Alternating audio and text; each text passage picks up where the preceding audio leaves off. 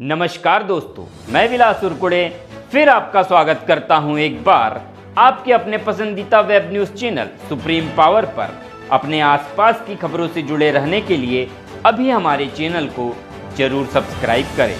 तो चलिए शुरुआत करते हैं आज की कुछ मुख्य खबरों से। खबर महाराष्ट्र के गोंदिया से। गोंदिया पतंगा मैदान पर आज 26 जनवरी को जिले के पालक मंत्री धर्म बाबा आत्राम ने ध्वजारोहण किया। इस अवसर पर जिला अधिकारी चिन्मय गोतमारे, जिला पुलिस अधीक्षक पिंगड़े तथा जिला परिषद के मुख्य अधिकारी अनिल पाटिल आदि प्रमुखता से उपस्थित थे। इस रंगारंग कार्यक्रम में परेड की सलामी देकर श्रेष्ठ काम करने वाले उनका सत्कार किया गया।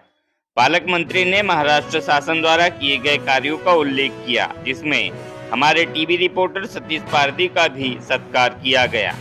देखिए खबर महाराष्ट्र गोंदिया से सतीश पारधी की रिपोर्ट। राज्य पोलीस निरीक्षक श्री रमेश साकाटे यांच्या पथकाने राष्ट्रध्वजाला मानवंदना दिली आहे। प्लॅटून क्रमांक 1 मंचाकडे सरसावलाय। प्लॅटून कमांडर पोलीस उपनिरीक्षक श्री अजय वरसे आणि सुपरन्युमरियट महिला पोलीस उपनिरीक्षक दिव्या बरड यांच्या पथकाने राष्ट्रध्वजाला मानवंदना दिली आहे। ज्योती नेके आणि सुपरन्युमरियट महिला पोलीस उपनिरीक्षक पूजा सुरळकर यांच्या पथकाने राष्ट्रध्वजाला मानवंदना दिली आहे। मानद आणि सुपरन्युमरियट महिला पोलीस उपनिरीक्षक पूजा जाधव यांच्या पथकाने राष्ट्रध्वजाला मानवंदना दिलेली आहे। माननीय अतिथी ती स्वीकारत आहेत। यानंतर येत्या प्लॅटून क्रमांक 4 होमगार्ड पुरुष राष्ट्रध्वजाला मानवंदना दिलेली आहे। माननीय अतिथी स्वीकारत आहेत। यानंतर येत्या प्लॅटून क्रमांक 5 होमगार्ड महिला। होमगार्ड हे शांतीचं प्रतीक आहे। आंबेडकर यांच्या पथकाने राष्ट्रध्वजाला मानवंदना दिलेली आहे। माननीय अतिथींनी मानवंदना स्वीकारली आहे।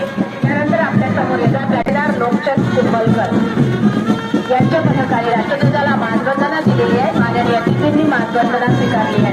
यानंतर येत्या त्याचे उद्देश सेवा असलेलं हे पथक शासनाद्वारे यांना प्रशिक्षण देण्यात येत आहे। पोलीस कॅडेट प्रोग्रामचे हे प्रतिनिधित्व करीत आहेत। प्लॅटून कमांडर आहेत ऋषिकेश निताम आणि सुपरन्युमरियट आदित्य जोशी। यानंतर येत्या प्लॅटून क्रमांक आई वडील गुरु यांचा सन्मान, नीतिमूल्ये, शिस्त आपण मोदी यांचं स्वप्न आहे। महाराष्ट्र सरकार हे स्वप्न पूर्ण करण्यासाठी सदैव प्रयत्नशील आहे। पंतप्रधान संकल्प पूर्ण करण्याच्या महाराष्ट्र पूर्ण योगदान देईल अशी गोंदिया जिल्ह्यावासियांना मी गवाही देतो। मुख्यमंत्री माननीय एकनाथरावजी शिंदे, उपमुख्यमंत्री माननीय देवेंद्रजी फडणवीस, उपमुख्यमंत्री अजितदादा पवार यांच्या नेतृत्वाखाली महायुतीचं सरकार आदिवासी भागासाठी भगवान बिरसा मुंडा जोड रस्ते योजना तयार करून त्यासाठी 5,000 कोटीचा तरतूद केलेली आहे। या योजनेत ग्रामीण जिल्ह्याचा मोठ्या प्रमाणात लाभ होणार आहे। गोंदिया गडचिरोली समृद्धी महामार्गाकरता विस्तार करण्याच्या दृष्टिकोनातून गोंदिया गडचिरोलीपर्यंत करण्याचा महत्वपूर्ण निर्णय महायुतीच्या सरकारने घेतलेला आहे। त्यामुळे गोंदियातील आदिवासी बहुल नक्षलग्रस्त जिल्ह्यामध्ये विकासाला गती येणार आहे। राज्यातील स्वच्छता अभियान देशात पहिला क्रमांक मिळालेला आहे। या डीप क्लीन मोहीम महत्वाचा ठरणार आहे। माननीय मुख्यमंत्री यांच्या संकल्पनेतून राज्यातील शहरी भागापुरती मर्यादित न राहता ग्रामीण भागात सुद्धा स्वच्छता अभियान फार मोठ्या प्रमाणावर आपण राबवत आहोत। यामध्ये सर्व जनतेला मी या निमित्ताने सहभाग व्हावा असं त्यांना विनंती करतो। जेव्हा जेव्हा शेतकऱ्यावर संकट आलेलं आहे त्यावेळी महायुतीच्या सरकारने त्यांना मदत करण्याचा भूमिका ठेवलेला आहे।